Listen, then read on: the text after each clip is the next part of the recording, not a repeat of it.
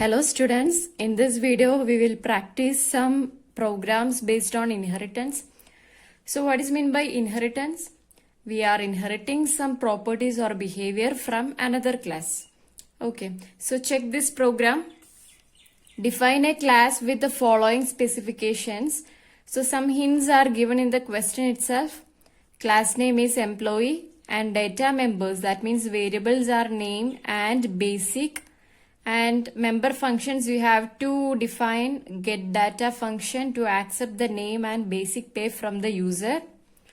And next one, they have mentioned that class salary you need to create, which you have to inherit the property from the old class. That means your base class, that is employee. So for inheritance, we use this keyword extends. Okay, so in that we are going to declare some variables DA, HRA, gross and net. And other member functions are calculate function to calculate the basic HRA, PF, net pay, gross pay and all. And one more function is there, display function to display the payslip. Okay, so first I am going to create the class name employee and I declare two variables name and basic. And what is my next function? Get data. So get data means you have to accept name and basic pay from the user. So instead of this input stream reader and all, you can use scanner class. Okay. So next one, I am going to extend or inherit the properties from the class employee. So I am creating a new class name salary extends the class, which class? Employee. So inside that I am going to declare these variables DA, HRA, gross and net. So next I am going to define this function. So in that I am doing all the calculations and finally I am going to display the payslip. So remember one thing, in the first class I used this basic variable.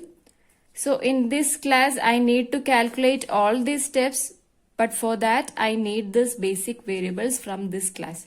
So that's why I inherited this property to this class. Then only I can do all these operations in my new class called salary. So that in display function I am going to display the name of the employee, DA, HRA, PF, gross and net. So this is the concept of inheritance. In one class maybe you have to use some variables or functions. So in next class, that means derived class, you want to use that variable and you want to do the operations based on that. You can use this property or this principle of object-oriented programming, that is inheritance. So check another program. Your class name is product. So I given the class name as product here. And variables are P number, that is product number, and name of the product and quantity. So these three variables are declared in which class? Product class. Next I am going to define this get data function to accept the product number and name of product from the user. So that I am accepting all those variables here. And next one is show method. That means I want to display the product number and the name of the product. Okay, so in show function, I am displaying all this product number, product name and quantity. So next class, my new class name is sale. I am extending properties from the product class, that means base class. So your base class is product and this is your derived class.